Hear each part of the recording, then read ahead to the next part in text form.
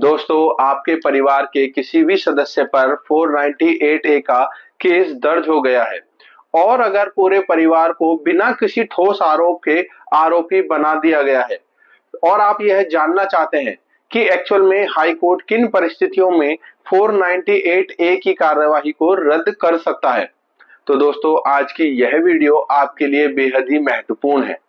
क्योंकि दोस्तों आज हम इस वीडियो में बात करेंगे कोलकाता हाई कोर्ट के एक महत्वपूर्ण फैसले की, जिसका टाइटल है Krishnalal Paul and anothers versus state of West Bengal and anothers. दोस्तों इस फैसले में हाई कोर्ट ने बहुत ही स्पष्ट शब्दों में बताया कि केवल सामान्य और अस्पष्ट आरोपों के आधार पर किसी पति के पूरे परिवार को आपराधिक मुकदमे में घसीटना कानून के नियमों का उल्लंघन है। अदालत ने यह भी कहा कि प्रत्येक आरोपी के खिलाफ अलग अलग और ठोस आरोप होना आवश्यक है। दोस्तों वीडियो शुरू करने से पहले यदि आप कानून से जुड़ी जानकारी बिल्कुल ही आसान भाषा में चाहते हैं तो दोस्तों अभी हमारे चैनल को सब्सक्राइब जरूर कर लीजिए और साथ ही बेल आइकन जरूर दबाएं और दोस्तों वीडियो को अंत तक जरूर देखें, क्योंकि यह वीडियो आप सभी के लिए बहुत ही ज्यादा महत्वपूर्ण होने वाली है। तो दोस्तों सबसे पहले समझते हैं कि यह मामला आखिर में क्या था। दोस्तों इस मामले में पत्नी ने अपने पति और उसके परिवार के कई सदस्यों के खिलाफ आईपीसी के सेक्शन 498 ए, 323 और 34 के तहत एफआईआर दर्ज कराई और यह आरोप लगाया कि उसके साथ क्रूरता की गई, मारपीट की गई और दहेज से संबंधित उसके साथ उत्पीड़न हुआ। पहले यह मामला ट्रायल कोर्ट में और फिर बाद में हाई कोर्ट में मामला पहुंचता है। पत्नी के रिश्तेदारों का यह कहना था कि शिकायत में उनके खिलाफ कोई भी स्पष्ट और व्यक्तिगत आरोप नहीं लगाए गए हैं, केवल पूरे परिवार का नाम जोड़ दिया गया है। उन्होंने अदालत से यह अनुरोध किया कि उनके खिलाफ चल रही जो भी आपराधिक कार्रवाई है उसको रद्द किया जाए। अदालत ने सबसे पहले एफआईआर और फिर केस डायरी के सारे जो तथ्य थे उनको चेक किया और इसके बाद जांच के दौरान एकत्रित किए गए रिकॉर्ड का अध्ययन किया। अदालत ने ये पाया कि शिकायत में अधिकांश आरोप जो हैं वह सामूहिक और सामान्य प्रकृति के हैं।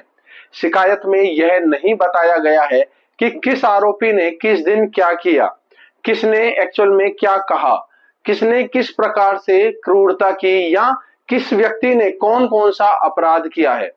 कोर्ट ने कहा कि केवल यह लिख देना कि सभी ससुराल वाले प्रताड़ित करते थे पर्याप्त नहीं है। यदि किसी व्यक्ति को आरोपी बनाया गया है तो उसके खिलाफ स्पष्ट और विशिष्ट तरह के जो तथ्यात्मक आरोप हैं वह होना बहुत ही ज्यादा जरूरी है।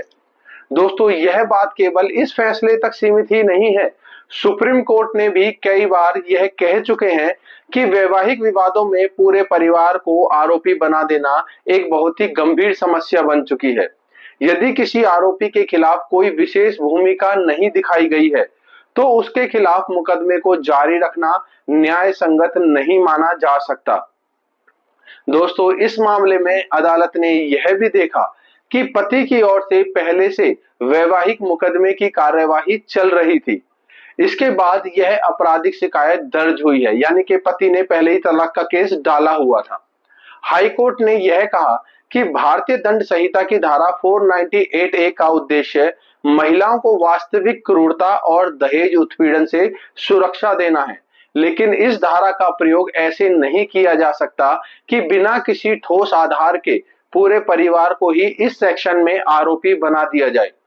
अदालत ने कहा कि यदि किसी आपराधिक मुकदमे में प्रत्येक आरोपी की व्यक्तिगत भूमिका साबित करना बहुत ही ज्यादा आवश्यक है। यदि शिकायत में केवल सामान्य आरोप है और जांच में भी कोई स्वतंत्र सामग्री नहीं मिलती है, यानी कि कोई ऐसे एविडेंस नहीं मिलते हैं, तो ऐसी कार्यवाही को जारी रखना न्यायालय की प्रक्रिया का दुरुपयोग माना जाएगा। हाई कोर्ट ने सुप्रीम कोर्ट के हालिया निर्णय Dara Lakshmi Narayana versus state of Telangana का भी इसमें उल्लेख किया। सुप्रीम कोर्ट ने यह भी कहा था कि केवल सामान्य आरोपों के आधार पर रिश्तेदारों के खिलाफ मुकदमा जारी नहीं रखा जा सकता। एक्चुअल में प्रत्येक आरोपी के खिलाफ अलग अलग और स्पष्ट आरोप होना बेहद ही आवश्यक है। और यदि शिकायत में केवल सामान्य आरोप लगाए गए हैं लेकिन उनके समर्थन में कोई भी एविडेंस या सबूत मौजूद नहीं है, तो हाई कोर्ट अपनी शक्तियों का उपयोग करके एफआईआर को रद्द कर सकता है, ताकि किसी निर्दोष व्यक्ति को वर्षों तक अनावश्यक मुकदमे का सामना ना करना पड़े। और यदि किसी परिवार के कई सदस्यों का नाम केवल अनौपचारिक रूप से एफआईआर में जोड़ दिया गया है और उनके खिलाफ कोई भी अलग अलग स्पष्ट आरोप नहीं लगाए गए हैं, तो ऐसे में न्यायालय एफआईआर को रद्द कर सकता है। तो दोस्तों, यदि आपके परिवार या आपके खिलाफ कोई भी इस तरीके का मुकदमा दर्ज हुआ है, तो फिर आपको एफआईआर, केस डायरी, गवाहों के बयान और उपलब्ध साक्ष्यों का अध्ययन कराकर किसी भी अनुभवी एडवोकेट या अधिवक्ता से कानूनी राय अवश्य लें, क्योंकि कई मामलों में सही कानूनी रणनीति समय रहते अपनाने से अनावश्यक मुकदमेबाजी से बचा जा सकता है और ये आपके लिए बेहद ही महत्वपूर्ण भी है।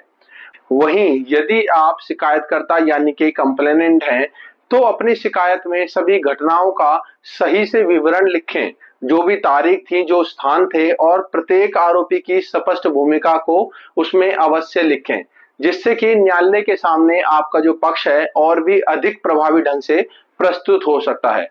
और आपने अपनी शिकायत में जिन भी व्यक्तियों को आरोपी बनाया है, उनके खिलाफ सबूत आपके पास अवश्य होने चाहिए। दोस्तों, अंत में कोलकाता हाई कोर्ट का यह निर्णय एक बेहद ही महत्वपूर्ण संदेश देता है कि न्यायालय ना तो पीड़ित को न्याय से वंचित करेगा और ना ही किसी निर्दोष व्यक्ति को केवल सामान्य आरोपों के आधार पर वर्षों तक मुकदमा झेलने के लिए मजबूर करेगा। तो दोस्तों, यही कानून का एक्चुअल में संतुलन है और यही न्याय का मूल सिद्धांत भी है।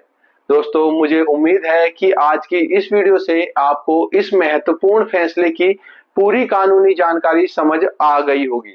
दोस्तों, अगर यह जानकारी आपके लिए उपयोगी रही हो तो दोस्तों वीडियो को लाइक जरूर करें और साथ ही अपने परिवार और अपने दोस्तों के साथ शेयर करें, ताकि अधिक से अधिक लोगों तक सही कानूनी जानकारी पहुंच सके। और दोस्तों, अगर आपके मन में इस निर्णय से रिलेटेड कोई भी क्वेश्चन है तो जल्दी से कमेंट बॉक्स में अपने क्वेश्चन को जरूर लिखें। मैं पूरी कोशिश करता हूं कि जो भी आपने कमेंट किया है मैं उस पर रिप्लाई करके आपको आंसर दूं। तो दोस्तों, कोई भी डाउट है, कोई भी क्वेश्चन, जल्दी से कमेंट कीजिए। मिलते हैं अगली वीडियो में। लेकिन दोस्तों, अभी तक आपने हमारे चैनल को सब्सक्राइब नहीं किया है तो जल्दी से चैनल को सब्सक्राइब कर लीजिए और साथ ही बेल आइकन दबाना बिल्कुल भी ना भूलें। मिलते हैं अगली वीडियो में। Thank you very much.